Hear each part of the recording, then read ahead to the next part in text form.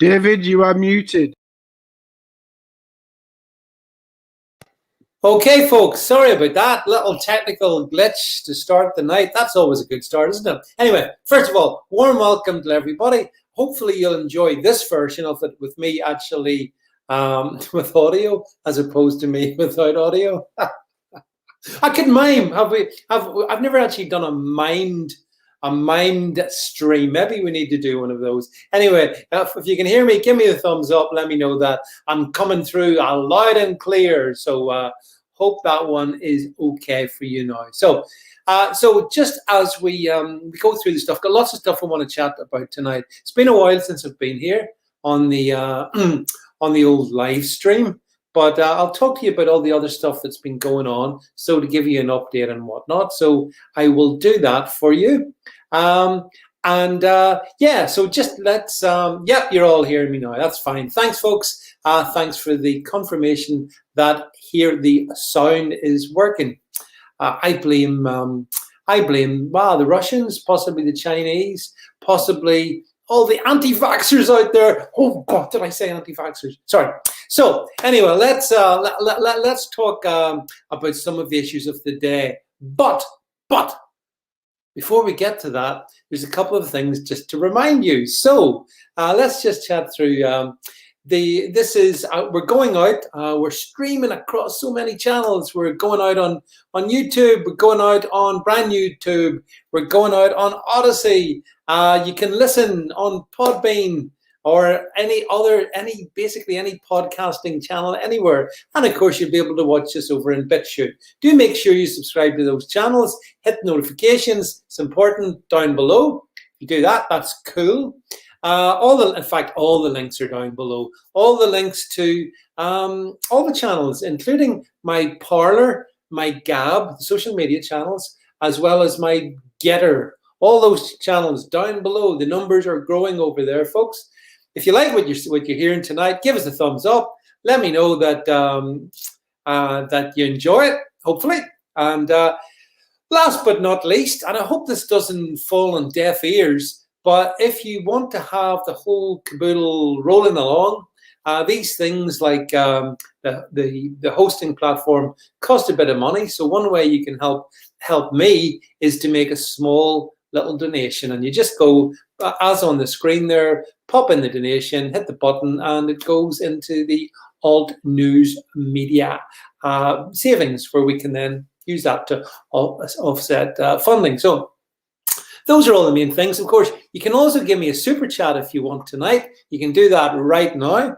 That's all the super chats and super stickers are available. So just saying hello to City Troll, SC80s, Kim, good to see you.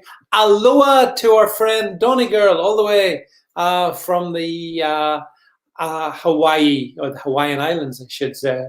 Actually, I've got first question of the night. I'll answer the first question. I have an American friend going to Ireland to stay with friends.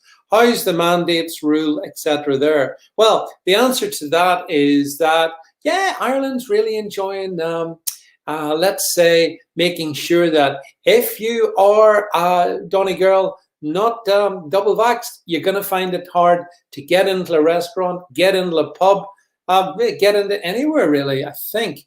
So it's quite draconian in Ireland. Hi, John, by the way. Thank you very much, Donny Girl. Really appreciate the very generous donation. It's very kind of you.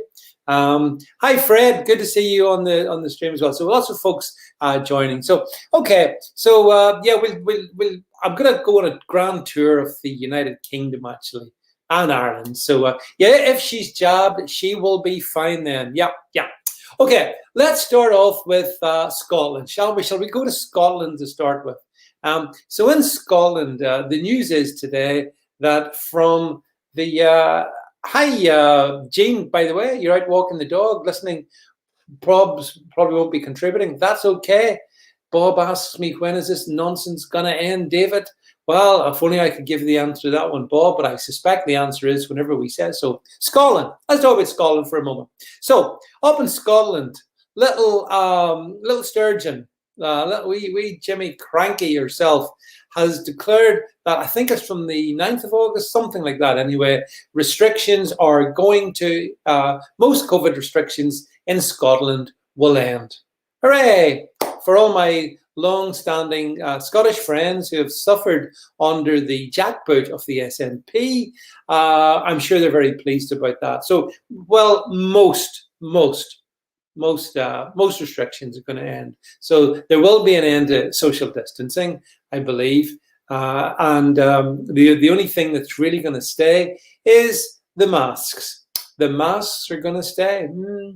Now, I'm conscious of one of the platforms that I'm broadcasting on, good old YouTube, so we've got to be a bit particular what we say, but I thought I would share, Scotland's gone through several months of pretty stringent lockdown. So I thought I would share with you, I just grabbed this, I'm going to stick it up on the screen now. This is the picture of what's been happening in Scotland in terms of COVID deaths, according to official figures, in Scotland this year. Just if we could just bring it up, please. So there you go. This is specifically Scotland, by the way. Yep, thank you very much, Jed. So as you can see, folks, oh my goodness, it's like the Spanish flu. Oh my God, is there any Scots actually alive? I heard that the Loch Ness Monster had actually fled Scotland. It's too dangerous for the Loch Ness Monster. That's why no one sees it. It's scared of the Rona. Anyway, look at this. This is the, well, what can I say, folks? This is the official data. That's it in context there. You can see from roughly March, and even in March, actually, for that matter. But these are anyway deaths. So as of the 1st of August, the number of deaths is 3. 7-day average is 12. If you go back through, July, June, May, you're averaging about naught. About naught. So as you can see, it was an awful situation. Oh, thank you very much, Jean, for your very kind super sticker. I appreciate that. It's very kind of you to help us out in this way. As you can see, Scotland was in a hell of a state. Nobody was dying. OMG! What more can I say? So this is it. These are the awkward facts that the mainstream media is never going to talk to you about.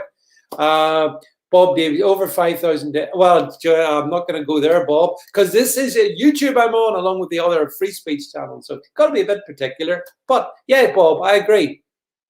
So here we have a scenario whereby average death rate has been running about naught for a couple of months up in Scotland, but Sturgeon still had them sort of restricted. Stay apart.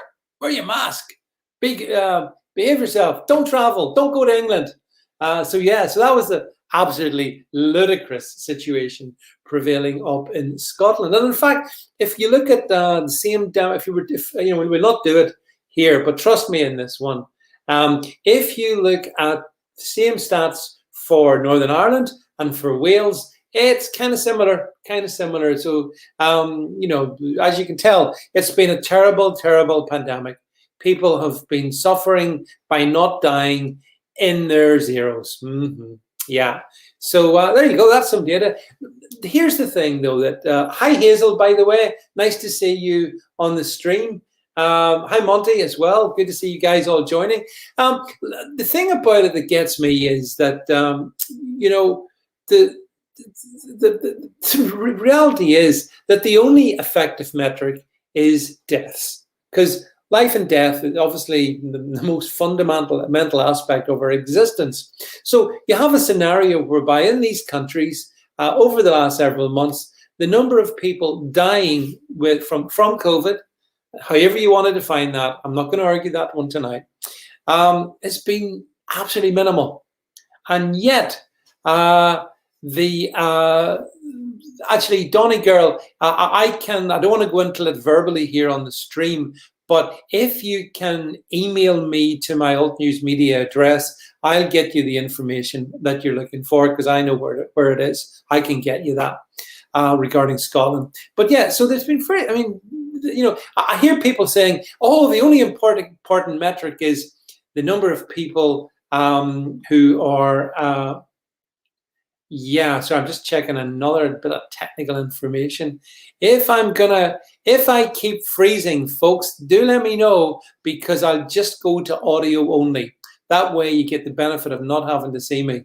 But let me know if I am freezing too much on the screen here, because I just have to work with whatever broadband the British Telecoms give me. So do let me know, folks, what the story is on if I am freezing or not, because it does annoy me, and I can do nothing about it, unfortunately. So I was trying to say to you that the only really important metric is the number of people dying, obviously. But people also say that, oh, well, it's all about protecting the NHS. You've got to protect the NHS. That's the most important thing. Well then, I got some stats today. I put them out over on my Facebook page. If you're on Facebook, which really you shouldn't be, but if you are, I've been on it for a long time.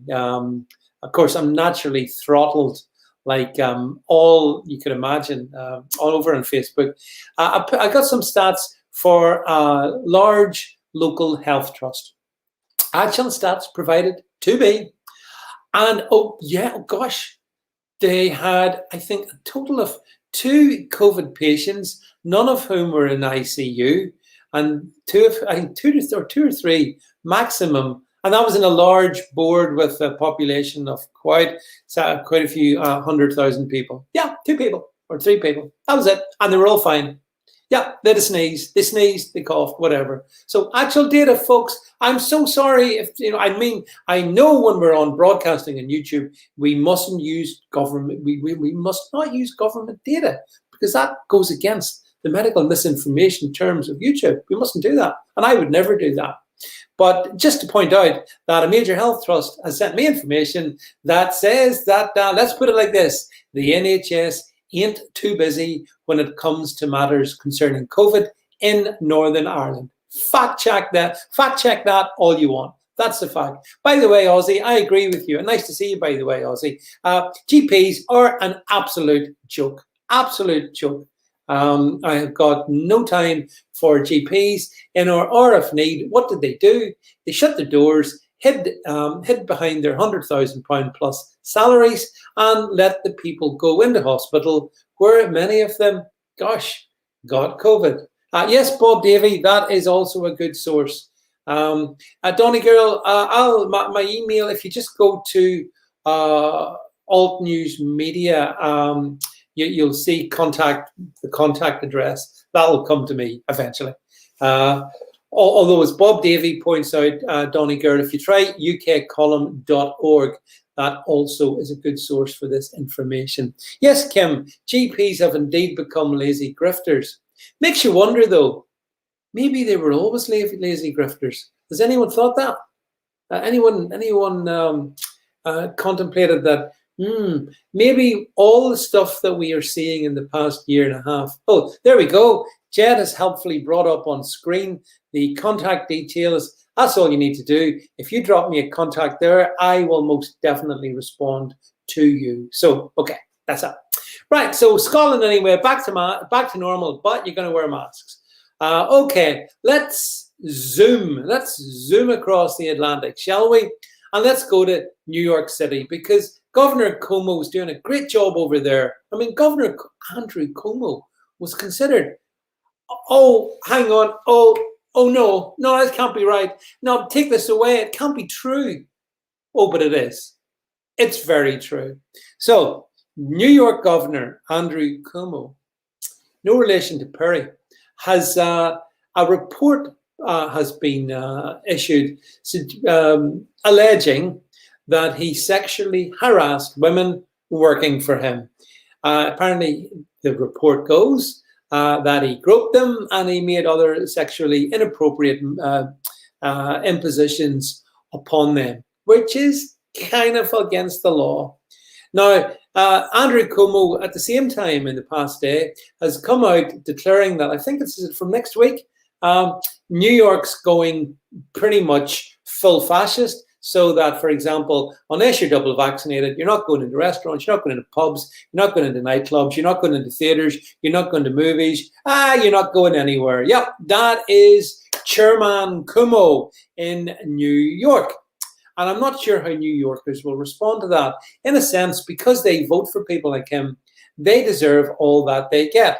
But yes, Jeff Sperry, I can't believe it. Not him. I mean, Andrew Cuomo's a guy with a track record of doing good. For example, just think of all the good he did when he got all those elderly people and he threw them from the hospitals into the care homes. And then, they died in their thousands. That's right. Oh, yeah, I remember that. Yeah, do you remember that? Yeah. Oh, no, the media's forgotten about it. Never happened. Yeah, Donegal, Hawaii is a communist state. There's a lot of communism around. Let's be honest about it. I never realized that. It was pretty much all around us. Silly me. But certainly, anyway, in New York, Cuomo's got this latest scandal hitting him. Now, obviously, the likes of CNN, ABC, NSBC, these liberal broadcasters will immediately put their heads in the sand and not want to talk about it. Good evening, Chris Davis. Welcome to the stream, my friend. You're very nice to see you here. So, over in New York, we have the media are now going to probably circle around. They're going to circle around our friend Cuomo and not talk about these unfortunate allegations. But I mean, see, here's the thing. The allegations are made by different women, different ladies. And I'm sure you can find a link to it and go and look it up yourself. But see, I thought that the Democrats and Andrew Cuomo told us that we had to #believe women, #trust her. So, I mean, I do that. I totally believe all women. So if all these women are saying things with Andrew were a bit dodgy and he wasn't observing the necessary and strict legal proprieties in terms of the relationship between the governor and the people who work around him, then he needs to be put in court and made to answer some questions about it. But as someone else pointed out today, and I agree with him, we shouldn't let this sex scandal overpower the care home, the much bigger scandal that he presided over. And again, short memories and all that. This time last year, back in 2020, round about April, he was being hailed as a hero for the strong leadership, the strong Democrat leadership he'd given when it came to the COVID crisis, which resulted in the death of tens of thousands of elderly people. But still, it was great leadership up until the point that they started dying. Yes, actually, Kim, you're right. Cuomo did get on the believe women bandwagon. And now, a bit like Biden, actually, and Harris for that matter, because as you know, there were allegations made against Joe Biden, serious sexual allegations, which have been completely ignored, except that, Kamala Harris said, she probably believed the person who made them. But then she became vice president, and then, not so much. She didn't really believe her. I mean, it's sickening, isn't it? The hypocrisy that goes on within politics is something else. Oh, by the way, Chris, thank you very much for the daily podcast. 5 to 8 minutes, that's what they are, folks. Do hope you're tuning into my podcast channel. You're going to get about 4 a day, maybe on a good day, 5 a day. And they're short little bite-sized. Somebody said you do bite-sized podcast, and I like that rather than long, rambling podcasts. Maybe you think I ramble anyway, but for 5 minutes, you're going to have 5 minutes pretty much on topic, on different topics. Boom, boom, boom, boom, boom, boom. I do appreciate that. And I do hope everybody who's watching this will go to the link on screen, subscribe, hit the subscribe. It's all free. It doesn't cost anything, but you get a little 5-minute snippets from me during the day, which you can listen to while you're going about whatever it is that you're doing, or when you're driving or whatever. So yes, Bob, I'm aware of that particular scandal. Yes, I'm only too aware of it. You know, it's funny how many years ago, a politician that I used to like told me that truth has the unfortunate habit of, rather like weeds coming up through concrete, you may try to keep the weeds down, but they kind of make their way up, you know? And that's kind of what we're seeing. We're 1.5 years into this whole malarkey, this whole shenanigans, shall we call it? And the truth is emerging in all kinds of disturbing ways. Now, I wanted to move. So I'm going to watch what's happening in the big rotten apple with some interest. I wonder, will, oh yeah, of course, apart from my own podcast channel, you should join me and my friend Alana Mercer on our Hard Truth podcast. And I believe the link for that is also in the description down below. So Alana and I discuss, let's say, transatlantic issues, which we try to put our own spin on. Alana's a great person. You should subscribe to Alana's Twitter. She's on Twitter, unlike me, and Facebook. No, she's not on Facebook. I think she's banned from Facebook. She's on Twitter and on Parler and on Gab. Give her a follow, please. Let's support each other. So what else have we? Oh, Monty's coming up with breaking news from Monty here. The Premier League have come out saying players from all 20 clubs will continue to take the knee. Hey, that's good to know. Monty takes mental note. Do not watch Premier League crap in the next season. Sorry. Hi, Vicky. Good to see you, my friend Vicky Dilcock. Good to see you on the stream as well. Yeah, so the Premier League, they're going to keep taking the knee. They're going to take bowing down. Oh, quick one before we get on to the next topic. Thoughts on the Olympics, the current Olympics, the wokest Olympics ever. What do you think of the Olympics then? I got to say, my favorite bit of the Olympics so far was the American ladies soccer team being beaten and knocked out by, I think it was it Denmark? I think it was Denmark that did it. Yeah, I enjoyed that. Although, I mean, I know there was a couple of Patriots playing on the women's American ladies team, but most of them, including the captain, our friend, what is it, Rafaho, whatever she's called, this is interesting news here. God, we're bringing you breaking news. Here's another. Chris Davis tells me, Cranky just announced, wow. What can I say, Chris? What can I say? Donny Girl's not watching. Canada. Thank you, Donny Girl. It was Canada. Oh, Canada that beat the States. That's been so enjoyable watching some of these wokey athletic athletes. Meeting Mason Rapinoe. She's the one with the Captain Marvel purple hair, hasn't she? She's that one. Yeah. It was funny to watch her getting absolutely walloped. So that I think they're in the playoff for the silver or bronze medal, but they're not getting the gold. So just generally speaking, America seems to have sent a lot of athletes to Japan who don't like America. So I'm not sure how Americans feel about that. But I'm just enjoying the defeat. Yes, City Troll is, by the way, Paddy, you're right. It is sad that the majority of Americans are cheering for our Olympic team to lose. But I hope they do. And I would say the same for the British team as well, if we were sending people out to Japan who fundamentally hate Britain. And unfortunately, there's too many athletes that have been selected by the US to go to Japan, and they don't like the US. They hate, they hate the US. That's the reality of it. And, I'm afraid, Megan Rapinoe, Captain Marvel. Except, she didn't look that marvelous. But yeah, I have to say, I watch the Olympics with a degree of interest. There is a degree of, I don't know what it talks to patriotism at one level, because it's nice to see athletes from your own country, wherever you live, doing well. It is good to see that, because they put a lot of work in, and I appreciate that. But I'm afraid once they go woke, then I'm not going to be very interested in them. And I wonder, are you the same? But that's the Olympics. I think it's if you can watch the highlights for about 30 minutes, that's probably enough. Oh, by the way, there was a big issue in the UK. I wonder, what did you think about Lord Digby, what's his name, having a go at the BBC presenter,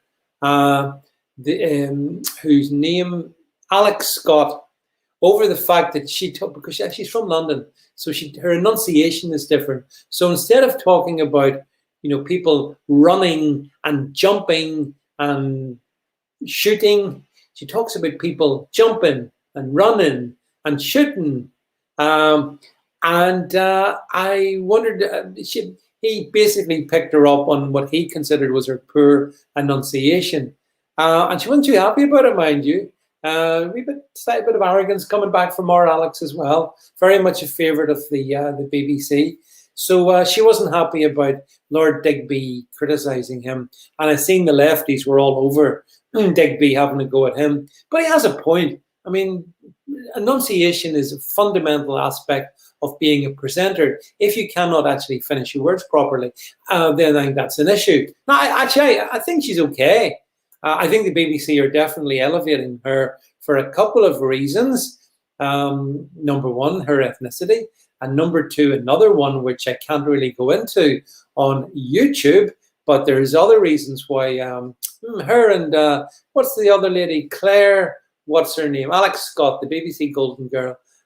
Claire, what's her name? He also does an evening presentation program. Very professional. Claire, blah, blah. What's her? Someone tell me who she's called. This is the other BBC Evening Olympic presenter. Anyway, her and Alex Scott, they team up in the evenings. Claire does enunciate her words extremely well. Claire, but thank you, Elaine Jennings. Thank you so much. Claire Boulding. Yes, all you people. I'm showing my complete indifference to sport. Can't even tell you what their surnames are. Anyway, I don't know what you think about this whole issue of enunciation. But I mean, I like Alex Scott. She's fine as much as it goes. Anyway, we're going to move on. Moving on. Blah blah blah. Right. Okay. Don't know what you. Oh, Kim, I couldn't possibly comment on that question. I have no idea, but you should Google it. Anyway, Julia Hartley Brewer. Sorry, I just saw Chet's comment. Right. Don't make me laugh, Chet. So, Julia Hartley Brewer. I need to confess something to. I'm going to come out and I'm just going to confess something to those watching or listening to this. I have been quite a fan of Julia Hartley Brewer, particularly since the Brexit times. So going back to 2015, 2016, she was Brexiteer. She was very solid on Brexit issues. Yeah, I thought that she was okay. But, yes, Elaine, you know where you're going where I am going to. But I think she's been a shill over the past year and a half. Now, Julia presents a morning program on Talk Vaccine. Sorry, did I say Talk Vaccine? No, Talk Radio. Sorry, I don't know where these things come from. I meant Talk Radio, not Talk Vaccine. And this very, very popular spot, Chris Davis comes up with another top comment. This is what I love about the live stream. What I love about this, and I know I tell you this all the time, but it's true. I love your comments because they're brilliant. Chris says, has Julia Hartley Brewer had her double jab? She never mentions it. She mentions it, Chris, on the hour, every hour. I'm double jabbed. But anyway, we'll come to that in a sec. So Julia presents this morning program, and for the last year and a half, she's kind of presenting herself as a bit of a rock and roll chick. It's pronunciation. Kevin Gallagher rightly pulls me up, not enunciation. I'm Kevin. Must put this up on screen. It's pronunciation, not enunciation. That's a very impressive fish you've got there, Kevin. If that be you, my contrite apologies for the grammatical inexactitudes. So anyway, back to Julia. So she presents this program. Bit of a rock and roll chick, pushing back against the government when it comes to restrictions. Yeah. Elaine has said something. No, I don't think so, Elaine, to that point you've just stuck up, which I dare not actually mention. But the thing about Julia is she has been not once vaccinated, but twice vaccinated. In fact, she had the Rona, she believes, although she never was tested for it, but she's convinced she had it back in 2020, back in, I think it was March, April, or whatever. She feels that she had it, which would mean she probably might have had antibodies, but I don't know. I'm not I'm not a scientist. I'm not putting any science out there. But anyway, she put up this. Let's bring up the tweet that this amused me. So if we can bring up, so you'll see she subtweeted. Her first tweet was, "London folk, where can 20-somethings get their second jab early instead of waiting the full 8 weeks so they have a chance of escaping on a foreign holiday this summer? Can you let me know which jab centres are allowing them to bring forward their second jab? Thanks." Well, that didn't go too well for her. So then, as a consequence of the unhelpful responses, you can see what she said above that. Julia then says, "Thanks for all the helpful answers and the cries of shill and traitor from idiots who don't think vaccines work and don't understand the difference between getting a jab to be able to travel to another country requiring it and needing a jab to live a normal life in the UK." Right. Oh, yes, Vicky, she did take some stick for that. In fact, I don't know if we've got, she actually got reissued. I don't know if we've got the image of the tweet. I think we have it here. Yeah. I think this is actually out of date now, but oh dear, look at this. 808 comments, only 585 likes. Uh-oh, Julia, I don't think that one went the way that you said. But if we can bring back her, I want to bring back, oh, hi, Nick, and bye, Nick. Yeah, she was tested for antibodies, was she? Right. So here's the thing I wanted to talk about, bearing in mind the platform we're talking about, and we are broadcasting. Number one, the cries of shill and traitor from idiots who don't think vaccines work. I have never met anyone who didn't think that vaccines work. I categorically believe vaccines work. I guess most of you people do as well. But, and this is where Julia's misrepresenting people, so I'm going to speak up for the people that she's misrepresenting.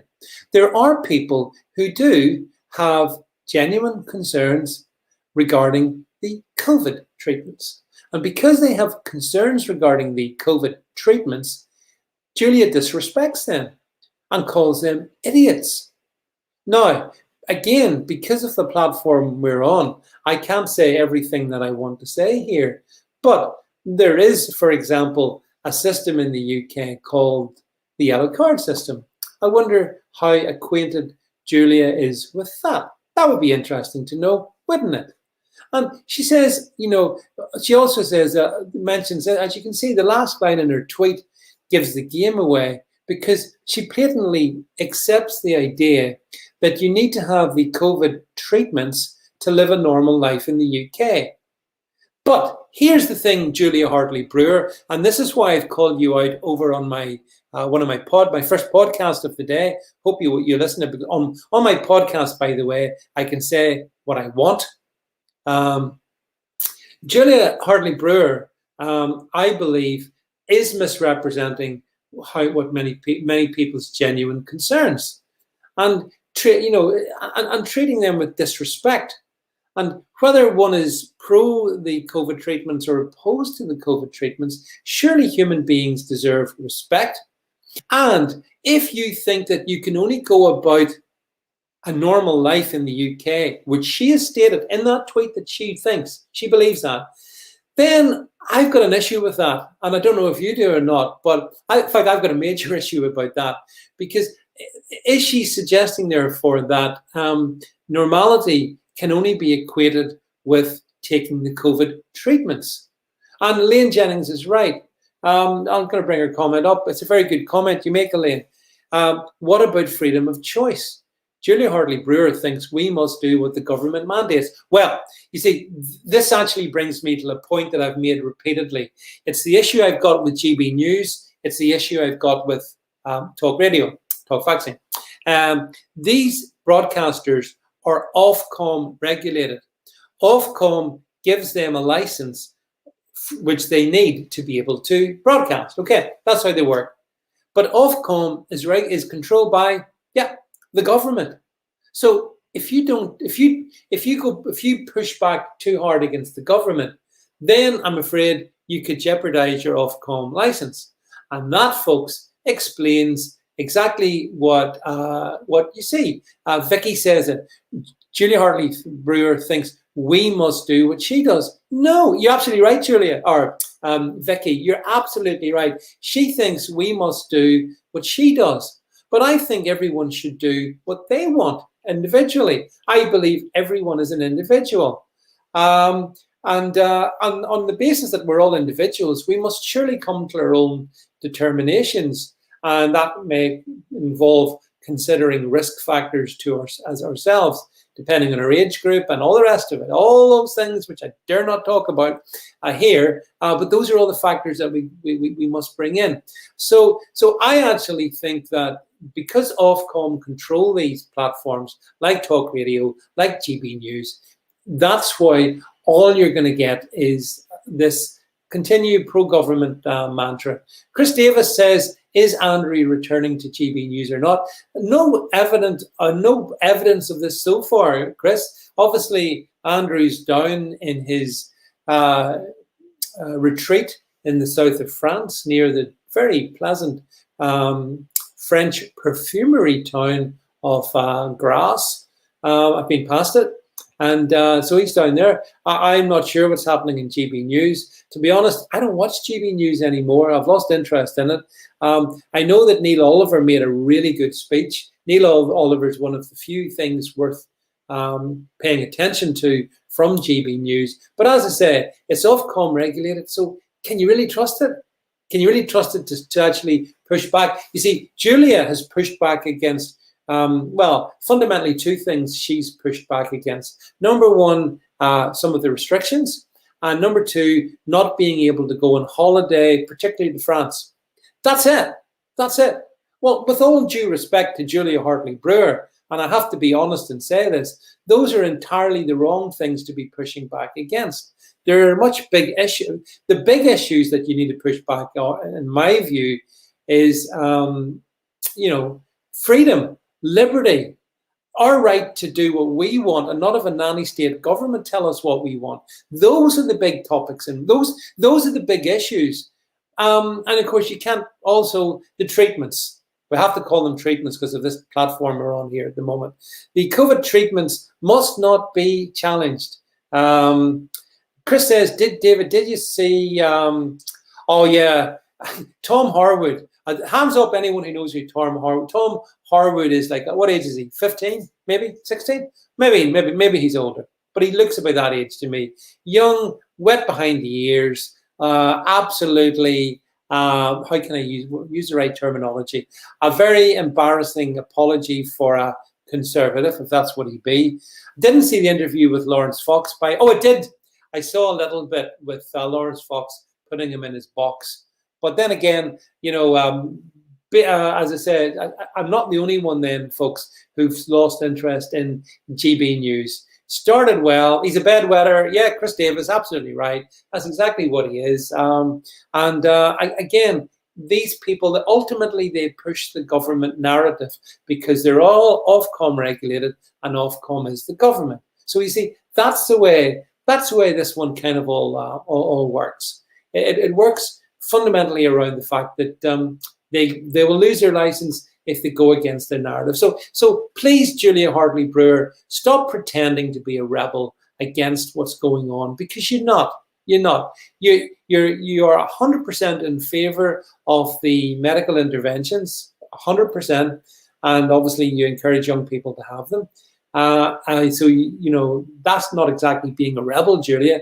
And when you disrespect people who, on an individual basis, arrive at a different conclusion to you, then that suggests to me you're a little bit arrogant as well, sitting in your talk radio pulpit every morning lecturing British people. She has subsequently, after those tweets that I showed you earlier, she put another tweet out, basically saying that the people who were being negative towards her, these are not my listeners. Oh, yes, Julia, they absolutely are your listeners. And a lot of your listeners are seeing through you for what you are. That's the reality. And only that I never, obviously, people like me would never be allowed on talk radio. But that's the reason for why. And actually, if you listen to the sort of guests that she is on, they all follow the same narrative. It's the most dull, boring radio station, a radio channel. Now, I know Mike Graham is maybe a bit different, but Vicky is right. Julia Hartley Brewer, she's another Piers Morgan.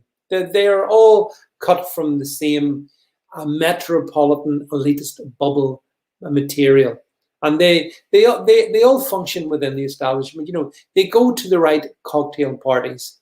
I'm sure when they're on holidays, they mix in the right circles. So there is that's the problem you got. That's the problem I've got with these people, you know. But she's particularly pushed the boat too far, and I thought it was time to actually go forth and call her out. So I'm calling her out for what she is. She is an unbearable hypocrite, going 100% in favor of the government narrative, whilst saying, "Oh, the government ministers, they're scared to come onto my program."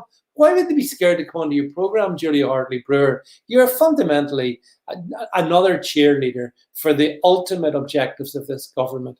And we know what the ultimate objectives of this government are, and that is to give the treatment to as many people as is possible. That's the primary focus. That's the objectives of this government. So, so that being said, you know, that's where we are with Julia. So I'm glad. I don't see too many people trying to defend her. So I think from that potentially you may agree with me in this one here.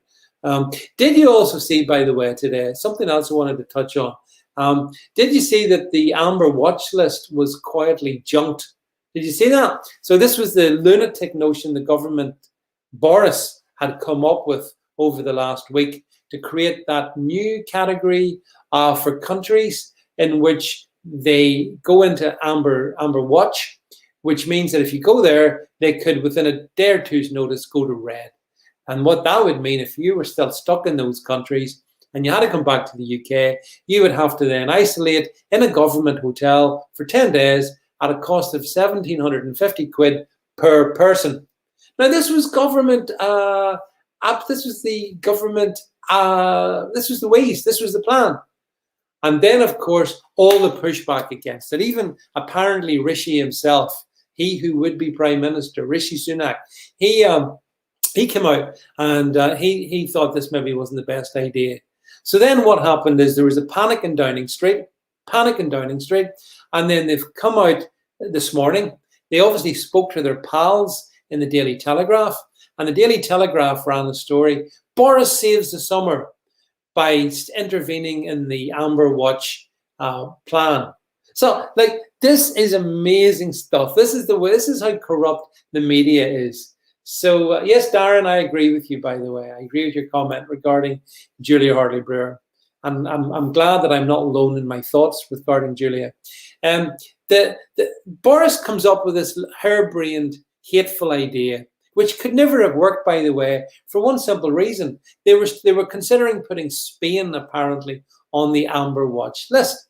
But Spain, there are millions of Brits go to Spain, you know, on a weekly basis at the moment. I'm sure that's where they all want to go, as long as they've all had their double vax, naturally.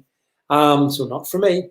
But anyway, there's not enough hotel space in the UK to quarantine these people if they put them into red. So it couldn't have happened. It was never going to happen. Somebody, actually, I did hear somebody on Legacy Media Michael Gove's gone very quiet. Wonder why that is. He went quiet. Oddly enough, Chris Davis, Michael Gove went strangely quiet after it was announced that his marriage to what's her name? His wife is ending. Westminster Wag, I think her Twitter handle is. Sarah Vine, who I quite like Sarah Vine actually in some ways. But he went very quiet after that announcement. I have no idea why. Yeah, go back to what I was saying there. The whole issue of you know, the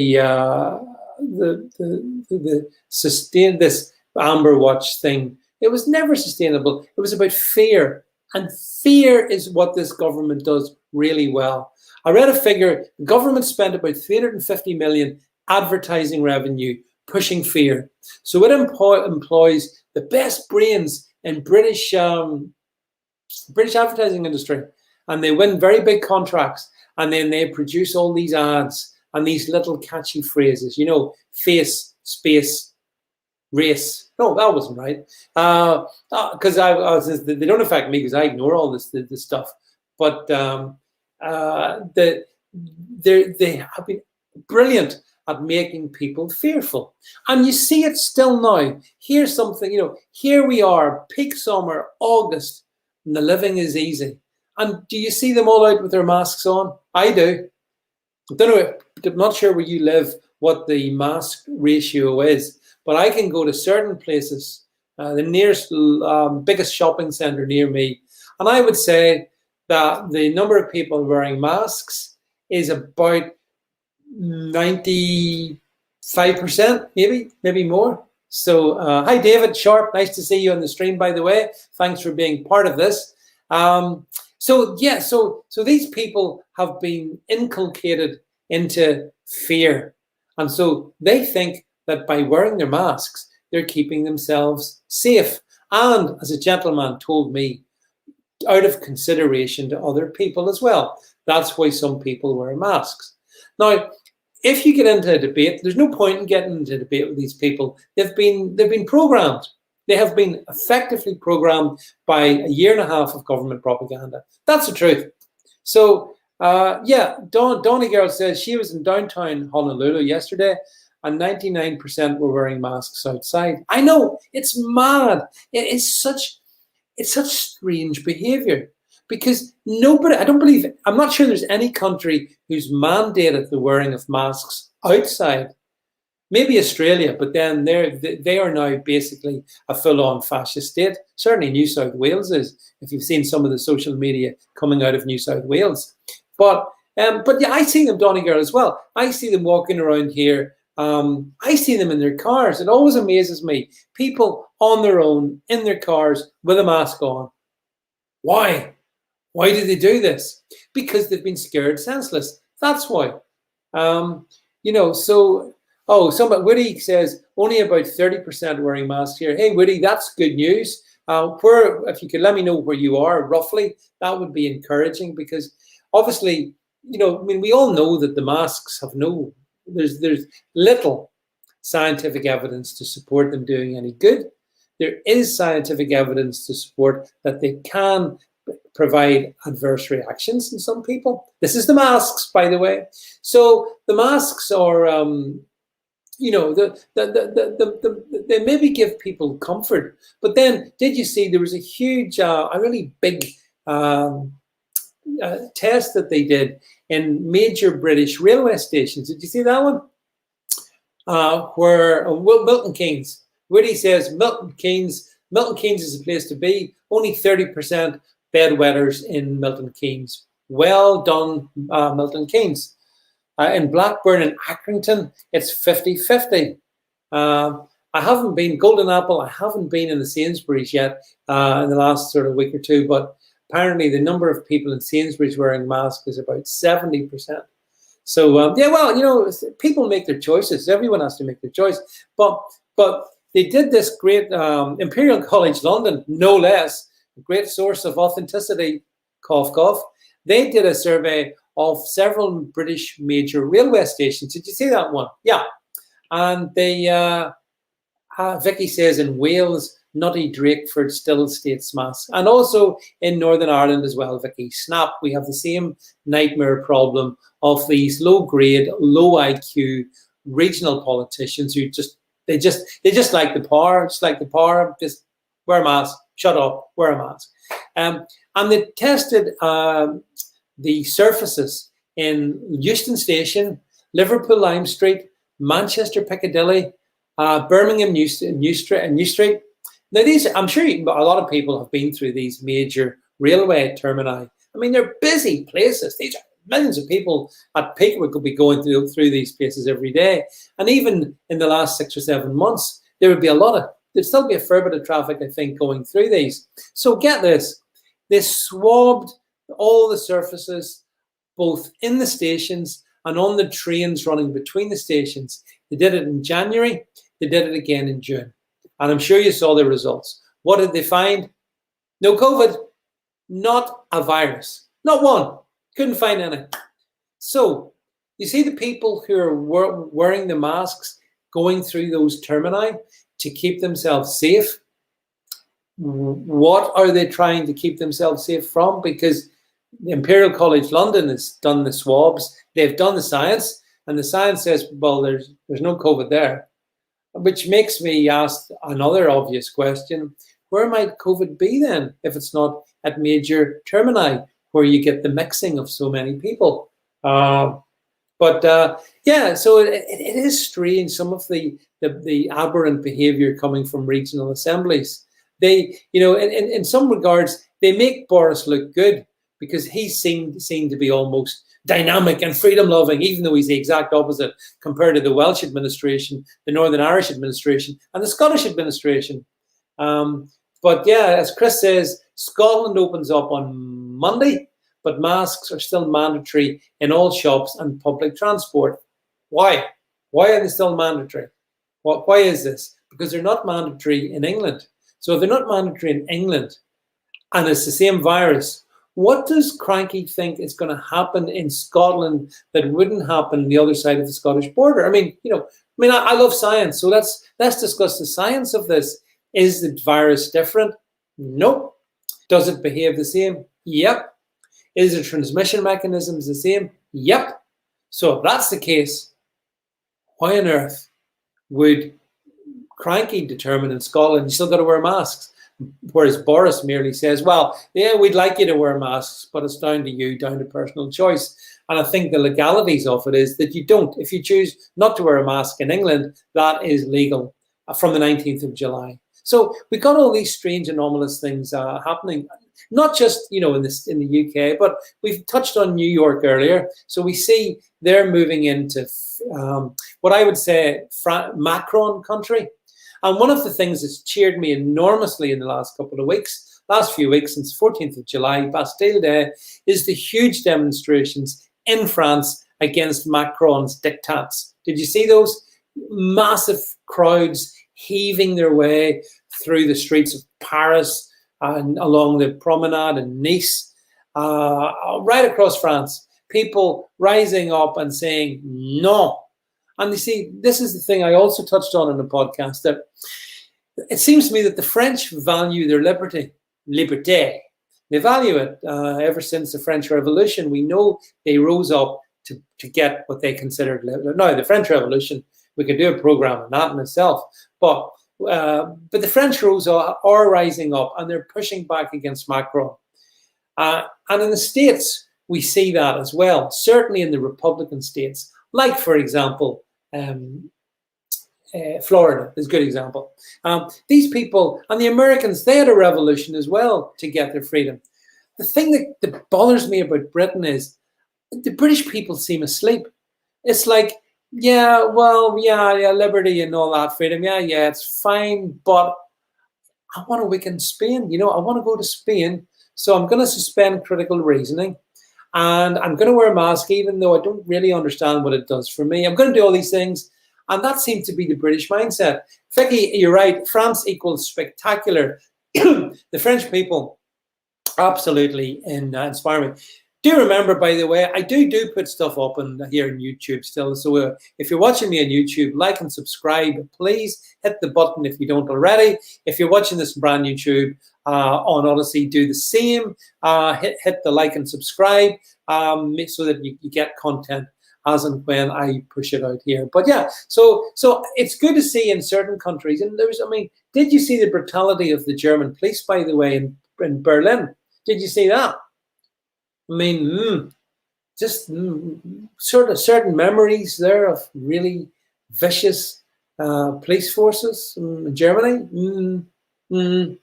Yeah, history tells us that the Germans kind of enjoy a bit of, can we call it, very robust policing.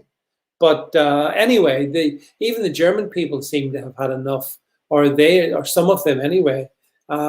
And I see Italy now. I understand that in the Veneto region of Italy, they are following Macron in terms of this instigation of the Well, look, folks, all of you folks, you've had your opportunity to take your COVID treatments. If you haven't taken them, then you're going to have to be a little bit isolated from the rest of society. And I don't doubt that's coming in the UK. And I don't doubt the likes of Julia Hartley Brewer will say, well, you had your chance. Like me, you could have been, you could have had the treatment once, twice, three, half a dozen times in each arm and every leg and every other pokeable part of your body.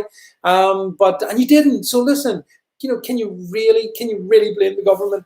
Yeah, I do actually, Julie Hartley Brewer. I completely blame the government. I completely, Vicky says, sadly, David, we have no strong opposition. The smaller parties need to rid their hubris and join. Absolutely right. Yep, absolutely. The problem we have, Vicky, in the UK is that the issue is that the first past the post system legislates horribly against smaller parties having any significant impact. Chris Davis is right.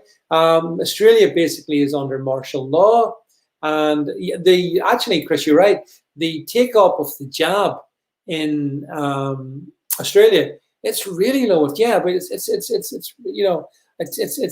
single digits, I think, despite all the all the hectoring of the Australians. So it's good to see the Australians in themselves trying to fight back, but the policing in Australia, like the policing in Germany, is shocking. So there is that. But Donny Girl says, I thought segregation was a dirty word. It's coming back. It absolutely is, Donny Girl. The people who choose not to go with the narrative will be one by one removed from mainstream social media. They will be isolated. They will have their careers ruined. That's the world we're going into. I'm sorry to say that. Sorry to depress you, but that's what's going to happen. And those people will be ostracized, and they are already being set up as, well, they just don't care. You don't care about your fellow citizen if you don't take the COVID treatments. Well, no, that's not true in any regard. Number one, if you have chosen to take the treatments, well, then you're fine, aren't you? What are you whining about? What are you bitching about? You've had your once, twice shots, so so leave me alone. I'm quite prepared to take the risk if there be such a risk of you transmitting it to me. I'm happy to take that risk. I'm okay about that. I'm relaxed. But you're not relaxed, and you've had the treatment. How does that one work? I'm not sure. But anyway, listen, folks. Chris Davis says 3 booster jabs and a flu jab to be rolled out. Oh, this is the thing. I'll finish in this one. I put this out on. I think I put out on my Gab account, on my GETTR, and on my Parler account. I saw a picture of a sign, NHS sign, saying, flu season's coming, and so to protect the NHS, get your flu jab. And then, but this is the bit that absolutely stunned me. In this, it's actually a big like NHS poster thing, and they say, you can get the flu asymptomatically. You can pass it on asymptomatically. Really? I've done this before, but I'll finish in this one. Is there anyone on this stream who has had the flu but didn't know it? Anyone? Because I can tell you, during my life, I've had the flu a couple of times, and I absolutely knew I had the flu because Golden Apple says, yes, thanks, Golden Apple. I saw my picture on the NHS banner on Gab. So here's the scary thing. It looks to me that they're setting to treat the flu in the same way as they're treating COVID. That means the masks. It means the jabs. It's the same thing. They're trying, in terms of how they are proposing this NHS ad, it's the same asymptomatic spread as well. So these things are very, very problematical. But as I said, I would simply ask, if anyone on this stream has ever had the flu but didn't know they had the flu, had no symptoms of the flu, but actually were passing it on to others, please get in touch with me, because I've got a bridge in Nevada, in the Nevada desert, I want to sell you. however, in the absence of anyone ever having not having had the flu, and you know you have these things, you know if you've got the flu, but this is a new NHS initiative. Another reason why the NHS is one of the most cruel and wicked organisations in the world. Can I just put that on record? My absolute contempt for the NHS? Yeah, you're allowed to say that. You're allowed to criticise the national religion of the UK, which has been turned into by manipulative, coercive politicians. Donny Girl says, yes, I definitely knew I had the flu. Of course you knew you had the flu, Donny Girl. I had it about, I don't know, 3 or 4 years ago, and I absolutely knew I had it. And, you know, my wife had it. We know when we have these things. But these charlatans are trying to suggest that you can have the flu, but yet never know it. Now, you know, at some level, in the very early stages, that, of course, may be possible, I suppose. But then you would know it. Right, he says, coughing. Not the flu, by the way. The hour's gone quickly and time for me to go even quicker. I want to just put up a good platform. You should... I just put up, if we can bring it up on screen. It's another one of my websites, which my producer, Jed, and City Troll have done a lot of work on. It's a Tangled Web, www.atangleweb.org. You can get over there. And you can see loads of content. It's absolutely rich in content, some great stuff. It's got some great videos, including the Neil Oliver one I was talking about. All my podcasts are over there if you want to just go and click and listen to them. My podcasts with Alana Mercer, they're all over there. So if you want to hop over to a Tangled Web, then you should do that, bookmark it, and please, as City Troll says, he and Jed have done a great job. Do support the conversation over there. There can be some lively banter. So that's a good advertisement for a Tangled Web, which I think I set up around about 1999. So I was partying like it was 1999. I decided to get into the world of political commentary back then. Where did it all go wrong? Where did it all go wrong? So anyway, look, folks, thank you very much for being on the stream tonight. Appreciate your presence. I know it's been a while since I've done one of these. It is difficult to do these on YouTube. It's fine on all the other platforms. It's tricky on YouTube because, you know, it is it's an anti-free speech platform, as you all know. Unlike brand YouTube, unlike Odyssey, unlike Rumble, unlike all the other platforms, unfortunately, it is what it is. But anyway, it's nice to see you all on the stream. Thanks for being here. Thanks for everyone who listens to this in the podcast as well. I appreciate you as well. And as I say, everyone, do subscribe to the podcast. Chris Davis has said, Chris says, I remember Bias BBC. Chris, Bias BBC is still going. I said that went live about 2001, I think. So my lasting memorials to the world are a Tangled Web and Bias BBC, and hopefully this body of work as well. So look, thanks to those who made a couple of very generous super chats. I really appreciate your kindness, folks. Thanks for supporting me. Thanks to my producer for making all this happen for me as well. I'll be back tomorrow morning. Podcasts will be coming out many times during the day, tomorrow and every day. So if you like that kind of content, please make sure you subscribe to my podcast channel and the Alana Mercer one as well. Right, I'm off to lie down in a dark room, and I advise the rest of you to relax, enjoy the rest of your evening, and thank you so much for being with me this evening. Thank you, everyone. Goodbye.